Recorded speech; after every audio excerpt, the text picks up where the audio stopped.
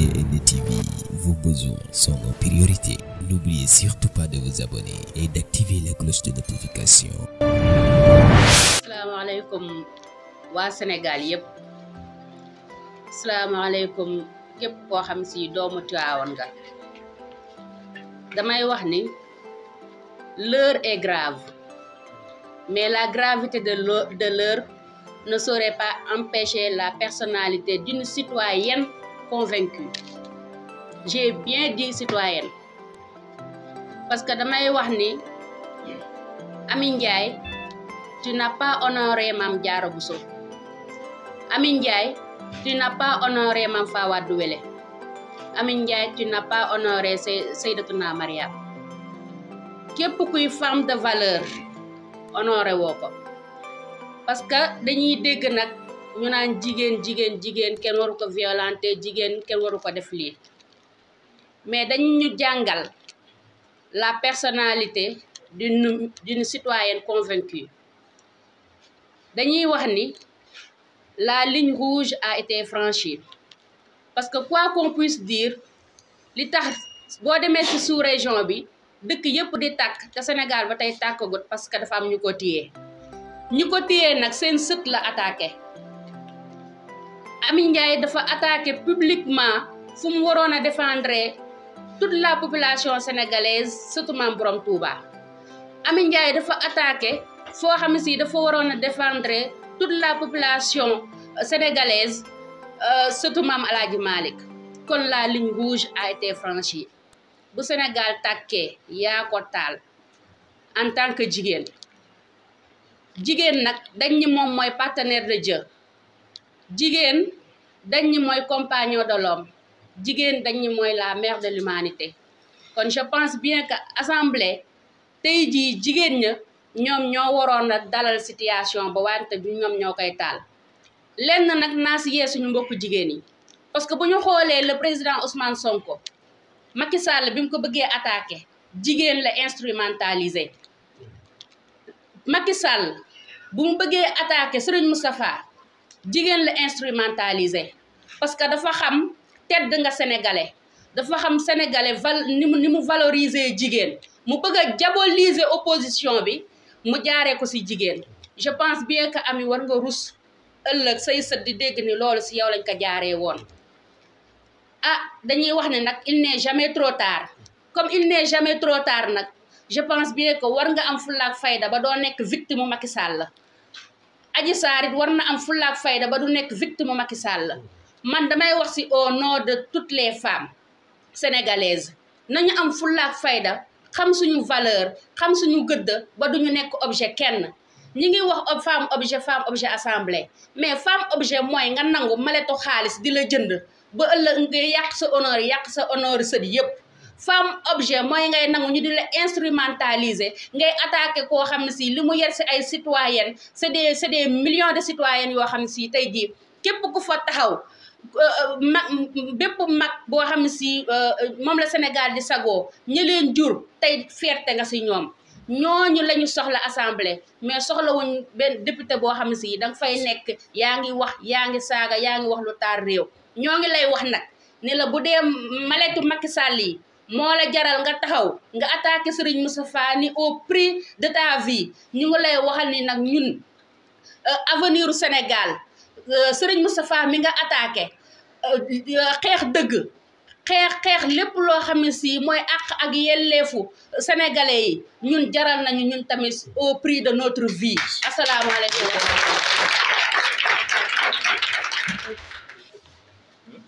waaw asalaamaaleykum mbooloo mi maa ngi nuyu ñëpp ku ci ne sa tur ak sa sant di rafetlu jotaay bi aussi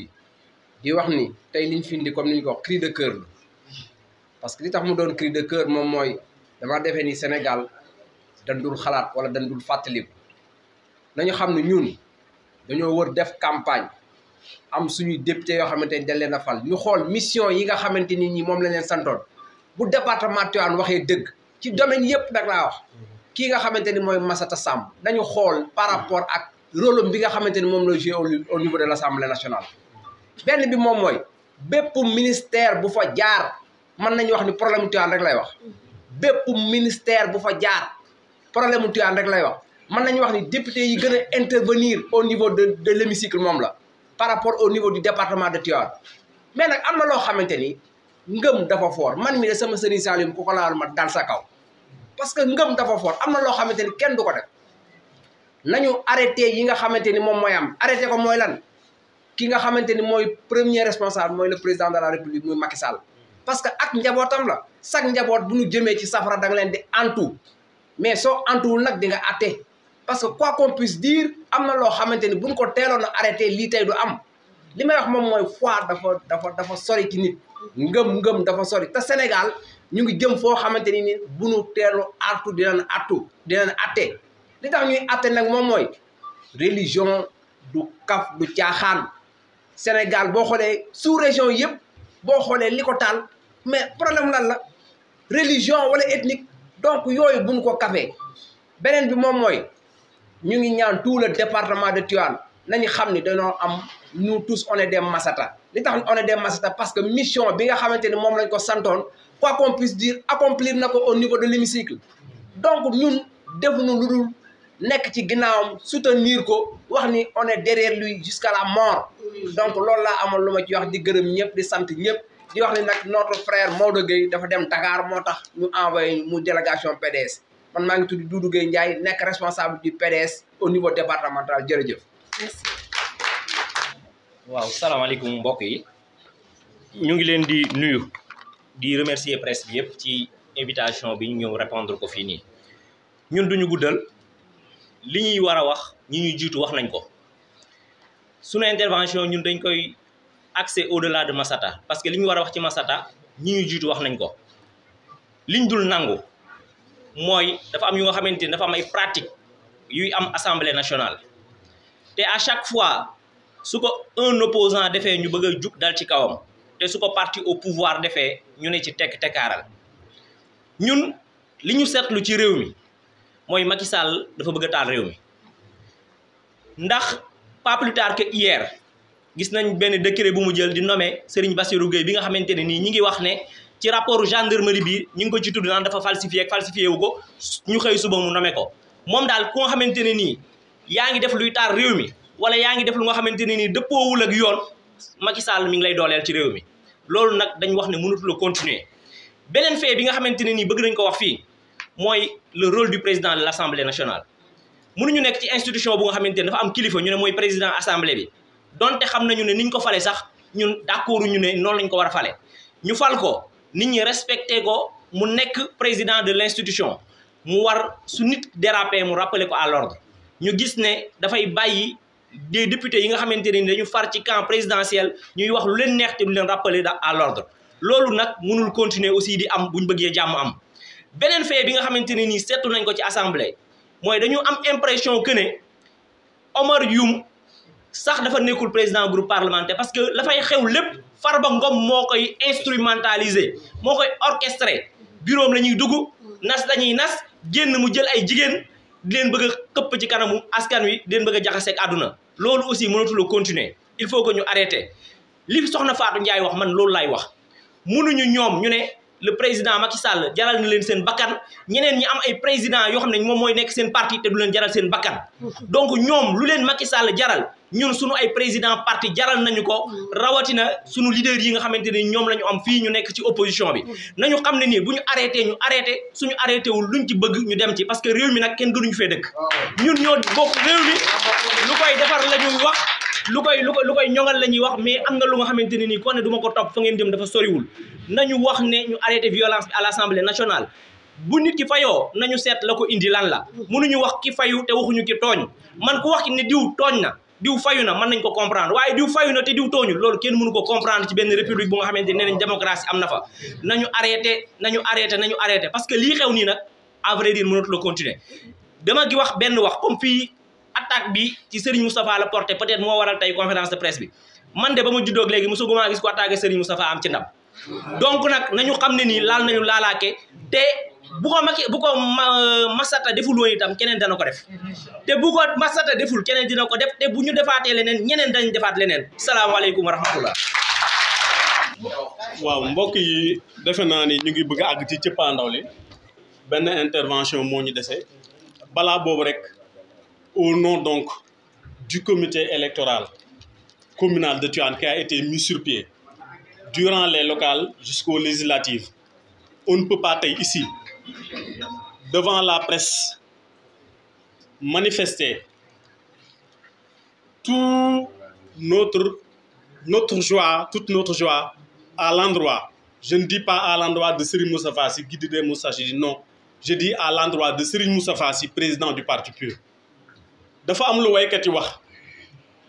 dañu ni Bamba daf ko neex mu dem géej bu ko neexoon du dem géej effectivement mais Serigne Moustapha daf ko neex mu opposé wu parce que nag rangé wu derrière le pouvoir yomboon na ci moom trop te moo gën a neex te gën a bakkane malet dana ko yomb titre foncier dana ko yomb te kenn du ko yedd malet dana ko yomb titre foncier dana ko yomb te kenn du ko ci yedd alors quand il choisit d'être de l'autre côté bien que ñëpp lañu respecté kenn ku nekk fi nga war a féete waaye ay la yëwen wéttal la ci ñun ay la yëwen xel mu dal la ci ñun ay la yëwen jàppale nañu bi ñu def suñu meeting d'inauguration moo ñëw taxawuñu ñaanal ñu ci législative yi ambulance médicalisée la jël yabal ko ak tout ce que cela comporte comme soins médicaux mu ànd ak le cortège durant toute la durée de la campagne ak ay ñaanam ku toll noonu nag buñ ko attaqué je dis que ay taalibeem bu ñu réagir c'est très normal ay la yéwén ki nga xamante ni moo waroon a dox tànk yu rafet ba duñu agsi fii moo gëmm loolu nag moo indi li xew mënoon naa bañ a xew ndax li xew waxuñu ci waaye li ko indi li ko sabab ñun ci la ñuy wax mais daal ñun nous sommes fiers du compagnonnage bi nga xam ne am nañ ko ak Serigne Moustapha Sy fii ci Tivaouane dans le cadre politique mënoon na ko cee bañ fekk bu ko defee dinañ ko wax dinañ ko sant dinañ ko gërëm. Nous allons donc sans plus tarder aborder la dernière partie celle française et comme on vient de le dire en tout cas toute la coalition l'intercoalition j'allais dire même Yewwi Wallu est aujourd'hui vraiment très meurtrie par ce qui s'est passé au sein de l'hémicycle. Nous avons assisté, malgré nous, à l'élection d'un président qui n'a pas su jouer son rôle, qui n'a pas su prendre les devants au moment où il le fallait. S'il l'avait fait, un temps soit peu de calme allait régner au sein de l'hémicycle. Il a laissé les chiens aboyer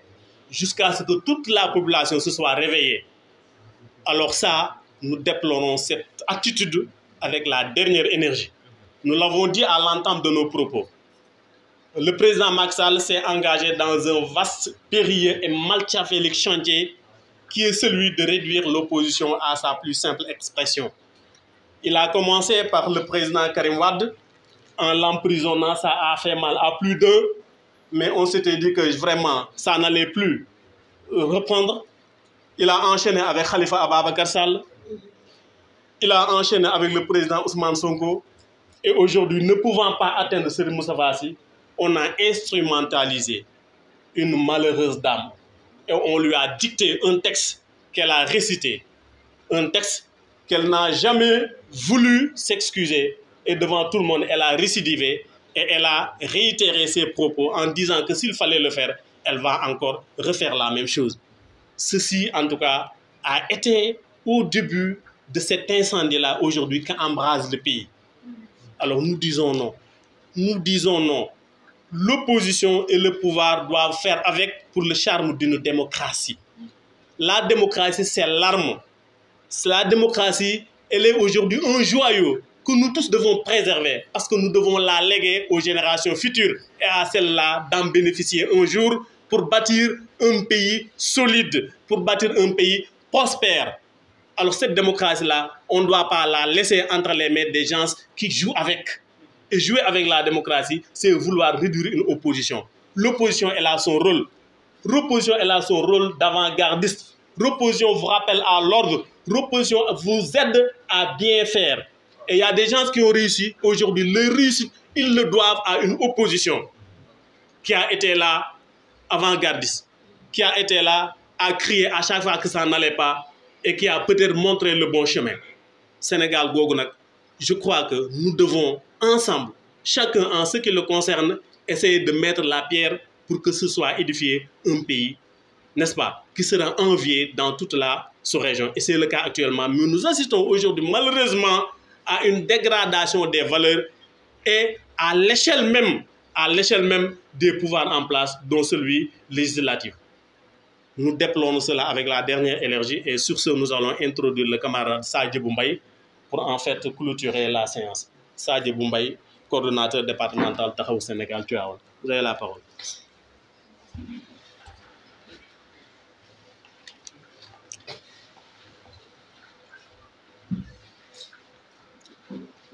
Bon, comme le veut la tradition dans un point de presse, quand on termine souvent, on peut livrer donc un communiqué en français pour permettre aux autres qui ne comprennent pas donc l'une des langues nationales qui est le Wolof de pouvoir saisir donc le message. Et je pense que Pape Gueye vient donc de faire une esquisse de cela. Et ce qui suit n'est que ramasser donc une synthèse de tout ce qui a été dit donc en Wolof. L'intercoalition Yewwi Wallu de Tivaouane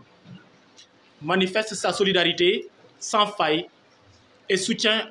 avec toute l'énergie requise à l'honorable député Massata Samb. L'épisode de cette semaine à l'Assemblée est un chapitre de cette longue série d'intimidations, de sarcasme des députés de Benno Bokk Yakaar. En sus de l'arrestation de Pape Alé Niang, l'audition de Ousmane Sonko, l'arrestation des gardes du corps, la surveillance quotidienne du leader du PASTEF par les éléments de la police et de la gendarmerie nationale à l'occasion de son Nemmeeku Tour, le verdict de l'appel de Barthélémy Diaz, l'introduction de la gendarmerie nationale à l'Assemblée nationale pour imposer, forcer un président fantoche,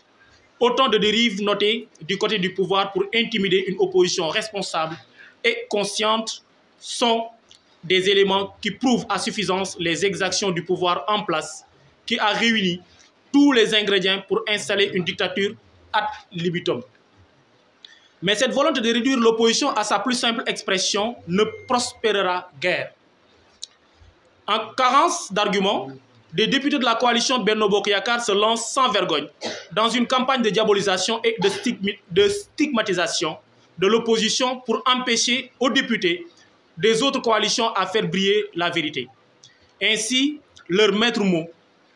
ou mot d'ordre, c'est chahuter, saboter, invectiver, faire l'apologie de Macky. Depuis la semaine dernière, avec le passage du ministre de l'Intérieur, la députée Amy Ndiaye substitue, je dis bien la députée Amy Ndiaye substitue du ministre en répondant à une interpellation de l'honorable député Massata Samb en offensant ouvertement le responsable moral des Moustarchidines ou Moustarchidates, de surcroît président du parti PUR, Serigne Mouhamadoul Moustapha Sy, qui est pourtant absent de l'hémicycle. En dépit des invectives répétées à outrance, très peu de gens en ont parlé parce que ça venait du côté du pouvoir. L'adage dit « la parole entraîne, l'exemple enseigne ». Amy Ndiaye a reçu une leçon devant le mutisme et l'inaction du président de l'Assemblée, chargé de faire la police durant les plénières face aux attaques frontales des députés de Benno Bokk Yakaar. Nous, leaders de la coalition Yewwi Askan Wi du département, dénonçons cet acharnement, cette cabale et conspiration, ce complot ourdi de toutes pièces contre l'opposition avec une mise en scène flagrante et délibérée. Cela ne fait que maintenir la violence sur toutes ses formes. Et la violence appelle la violence. Massata est un député élu par le département. Il est la voix du département de Tivaouane. Il est la voix des sans-voix, jeune, dynamique, pétri de talent et engagé aux prises de parole objectives et pertinentes touchant tous les secteurs de la vie des Tivaouanois. De tous bords, sans distinction aucune. Ce digne fils de Tivaouane ne sera pas sacrifié par les soubresauts et vacarmes de politiciens qui sont au crépuscule de leur règne. On fait et on continuera à faire face aux tentatives de manipulation sournoise, impétueuse des militants de Benno Bokk Yakaar, tout ça pour avaliser une troisième candidature du président Macky Sall. Et quand on ramasse des clowns, des invectiveuses, dans la rue publique pour les investir, pour légiférer ou contrôler la gestion de la République, le résultat ne peut pas être autrement. Et nous tenons Macky Sall comme l'unique responsable pour avoir mis dans sa liste des gens d'une rare indiscipline. Un mensonge peut faire le tour de la terre le temps que la vérité mette ses chaussures. Hier, Dr Malick Diop, vice-président de l'Assemblée nationale, a montré à la face du monde qu'il ne sait pas mentir. Et l'on s'interroge sur ce qu'il a voulu dire, sur une éventuelle grossesse de Amy Ndiaye. Ils sont prompts au montage de dossiers, mais les impertinences sont manifestes. Amy Ndiaye est enceinte de 9 mois, un jour, dans la version française. Et en wolof, il revient pour dire 3 mois. Encore un complot en téléchargement. Nous sommes Sénégalais et avons un respect irréprochable à l'égard de nos vaillantes et braves dames. Mais l'impolitesse et l'arrogance de cette femme, qui ne sont pas à démontrer à ce jour, mais depuis le début des plénières, devraient pousser les honnêtes citoyennes et citoyens à reconsidérer les invectives sur l'honorable député Mastassa Samb. Donc c'est ce qu'on avait pratiquement à dire pour se communiquer, pour montrer toute notre solidarité à notre camarade et honorable député Mastassa Samb. Actuellement, il y a donc des groupements féminins et des ONG qui sont en train maintenant de faire des conférences de presse pour dénoncer cette situation. Mais il va falloir savoir aussi que, donc, si ils doivent dénoncer cela, ils devraient donc commencer depuis très longtemps. Parce que, donc, il y avait les signes annonciateurs, il y avait les prémices, et ils devaient donc pratiquement servir de garde-fou pour empêcher que cela ne déborde. Aujourd'hui, c'est la goutte donc, qui a fait déborder le vase. Et nous répondons donc au coup pour coup. Massata donc n'a fait que réagir devant donc des invectives et des attaques répétées donc des députés de Benno Bokk Yakaar. Et si c'était à refaire, je pense qu'il allait donc refaire pratiquement la même chose. Donc c'est ce qu'on avait à dire, donc nous vous remercions. Je m'appelle Sadio Boumbaye, donc coordonnateur départemental de Taxawu Sénégal. Voilà. En wolof, d'accord. Waaw. Donc comme li ñu wax rek ñëpp wax nañ ko. Jaakaar naa ni mënuma fa wax lu ëpp li nga xamante ni ñi ma jiitu wax nañ ko. Mame Diarra Fam, c'est une députée, non? Elle a été attaquée à l'hémicycle. Par qui? Un député, donc. Mame Diarra Fam, dañ ko attaqué à l'Assemblée nationale. Qui ko attaqué, nu mu tudd? Abdou Khadre Ndiaye, député bu Saint-Louis. Fu mu mujjee fenn. Aïda Mbodj a été insulté. Fu mu mujjee fenn. Président Assemblée nationale bi fi nekk ñu tabbu ko forcé ñu ko mooy kilifa Assemblée nationale kilifa day artu sinon mu atte bu nekkee ni député Benno Bokk Yaakaar ñu jël parole du wax dara ñuy toog di saaga di chahuter di xas di wax lu leen neex mais bu dee député opposition bi la kenn du fi waxee kenn du ko fi waxee Macky Sall moo leen ngemb te commencé na lépp nag li ko waral mooy lan bëgg liñ naan 3e candidature man du wax 3e mandat parce que 3e mandat c'est le peuple moo koy joxe mais 3e candidature instrumentaliser ay institutions peut-être moom moo ko war a mën a may lool mais ñu waxee ni ñu on fera face dinañ jàmmaarloo ak moom njëkk na fay def dem arrêté donc Barthélémy Diaz bi nga xamante ni procès bërki dem la génn ñu wax ci lañ ca wax ak ndëgg sërëx ya ca nekk Ousmane Sonko audition jàll na Pape Alé Niang mi ci kaso bi te yooyu yëpp day firndeel li nga xamante ni Macky Sall waxoon na ko ni man ci sama nguur duñu mës a dégg ñu ne tëj nañ journaliste Pape Alé Niang lan la c'est le seul journaliste d'investigation bu fi nekk di wax dëgg yor ay dossiers yoo xamante ni sénégalais yi nag laay waxal kilifa diine lañu attaqué mais may wax ak kilifa diine yi aussi barki dem mi ngi leen woo naan day xuma lan daara yi am na lu mu nar donc kilifa diine yi je pense que ni Sénégal moom moo ñu ñor te li ñu war a def mooy lan jug parce que Macky Sall day dem ñi fi nekkoon président yëpp tey dëkkuñu Sénégal ñu ci bari génn nañ ña nga dëkk à l'étranger seeni passeport lañ yor nañ avion boo xam ne saa bu ñu nee na jug avion bi jug ñun ñoo fi dëkk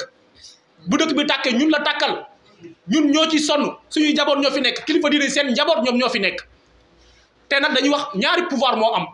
le pouvoir temporel moom moo nekk fee Macky Sall toog tey suba dafay jógee keneen mooy ñëw mais dafa am loo xamante ni tey ba tey ji dañuy wax maam Borom Touba tey ba tey dañuy wax maam El Hadji Malick tey ba tey dañuy wax maam Bou Kounta dañuy wax comment dirais-je encore maam Limamou Laye ñu ay kilifa diine yu baax yu fi nekk ñooñu ba tey seen way fayut te du masa fay Serigne Moustapha li muy def nii askan wi la koy defaral yaakaar naa ni yar na njabootam yar goo xamante ni sañuy ñu sax di def lenn te loolu yàgg na su nekkoon ni mën nañ ko am ñu ko fexeel nañ ko bu yàgg mais mënut a nekk dafa fekk nag ni man day damay wax lenn liñ naan sama kilifa nit ku amul kilifa bant sëñ Abdou wax naan kilifa dee leen ko am même ku amul kilifa sax wutal bant mu doon sa kilifa kon lu am njariñ la waxatu balaa nga toog frontalement ci hémicycle ñëpp toog di la xool nga wax li nga wax ñuy waxaat nga dellu ni maa tay lu ci tegu mbéj moo ciy tegu te mbéj ma dalul sax mbéj ma dalul parce que réewande moom mooy waral loolu tey nag maa ngi dégg ay ONG ay société civile ñeneen ak ñeneen di jóg naan ay féministes xanaa tey la ñu mën a wax loolu naan féministe ak nangam n'est-ce pas mais li ami def moom la ñu waroon a njëkk a fët parce que dañu am ay valeur Sénégal saaga ak di tiñal nit di tuumaal nit di wax li ci ginnaaw ak yooyu donc bokkul ci suñuy valeur yarewuñu noonu no koy wax na ko léegi cité ay mag ñu baax maam Fawade Wele